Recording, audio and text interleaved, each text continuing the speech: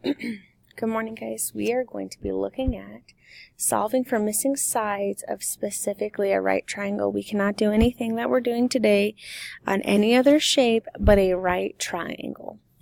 So let's take a look back at what we talked about on Friday. We talked about Pythagorean's Theorem and how Pythagorean's Theorem relates all the sides together is your essential question.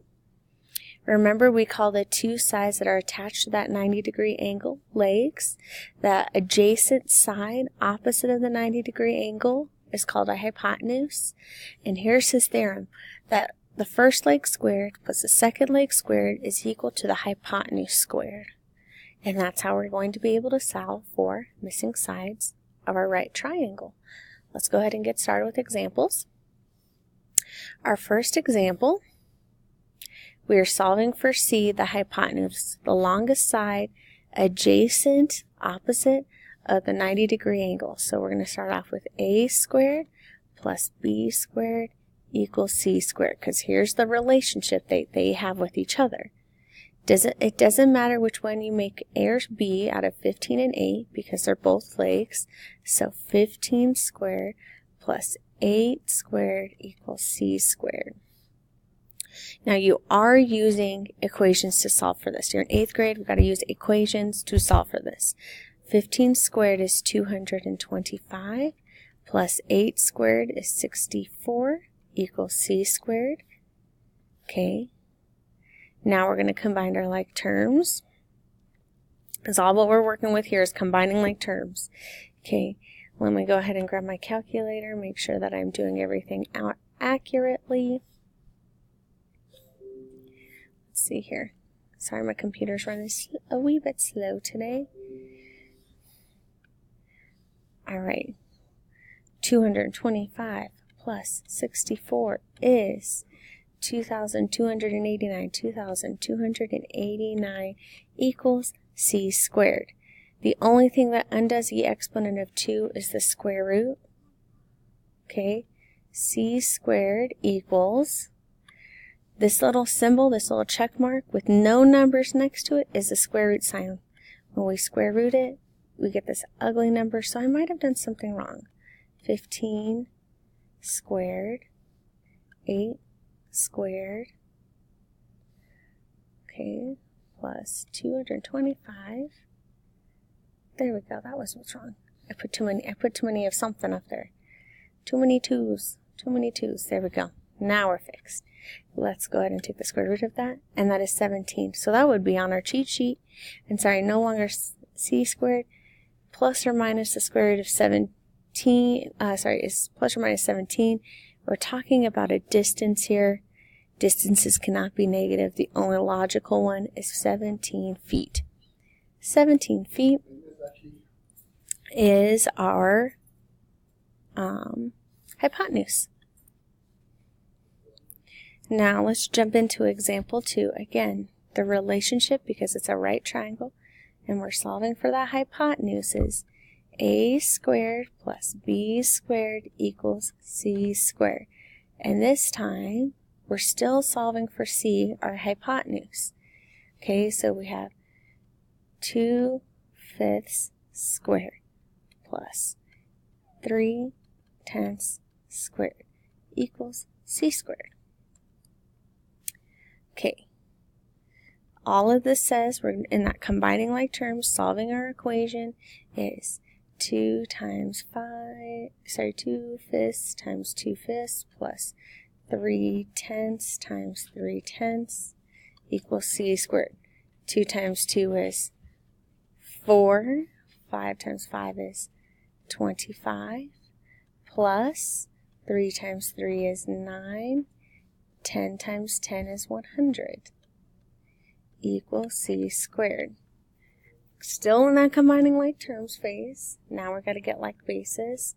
I know that 4/4 is $1, so times 4 times 4, 100. 16 plus 9 over 100 equals C squared. Now we're going to add the numerators and keep the denominator the same. All right. 16 plus 9 is 25. Now, to get c by itself, we take the square root of both sides, because these are inverse operations. Square root of 25 is 5, square root of 100 is 10. This can reduce down to 1/2. And these are all the plus minus. All plus minus. Whenever you take a square root, it's plus minus. The only logical one, because it's a distance, is the positive 1/2 inches is what c is. Now let's take a look at our next set of examples where we're no longer solving for c, the hypotenuse. We're going to look at solving for a and b and what that entails. Okay, for example 3, we know the hypotenuse. Okay, so this is c, this is a. Now we're going to still plug in for what we do know. And remember, that word is substitute. We're going to substitute in. We know that a is 16. We don't know what b is. And we know that c is 34. 16 squared, we're in that combining like terms phase.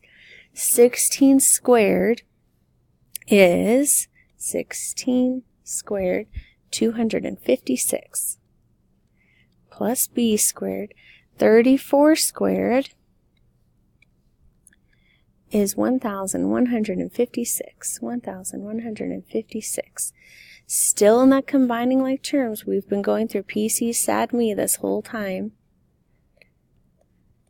Okay, still going through that. We're going to take away 256 because that's being added to b squared. Take away 256. And now we have b squared equals, take away 256, 900. No multiplication, no division. Exponents, we take the square root to get rid of that exponent of 2. And we have b is equal to plus minus the square root of, plus minus 30. This is a positive distance, so b can only be 30 yards, not negative 30 yards. Let's go again with this for example 4. All right, we have a squared plus b squared equals c squared. A is your unknown, b is known, and across from that 90-degree angle is your hypotenuse c. A squared plus 9.6 squared equals 10.4 squared. Parentheses, no. Combine like terms, yes. This 9.6 squared and this 10.4 squared are like terms, so it makes it easier if we just go through and square it. So we have 9.6 squared, 92.16. 92.16 equals 10.4 squared, 108.16. 108.16. Okay. Still in that combining like terms phase. Okay. We're going to undo addition and subtraction. Take away 92.16. 92.16. And we'll get a squared because these cancel out. Take away 92.16 and we'll get 16. How do you undo an exponent of 2? A square root on both sides. And now we have a equals plus minus 4. This is a distance, so the distance can only be positive 4 meters. And that's all we need to know about Pythagorean's theorem. Here is your on your own problems. Go ahead and give them a shot. When you're ready to check your answers, press play. And remember, I should see every time a squared plus b squared equals c squared. All right, here's what we should have.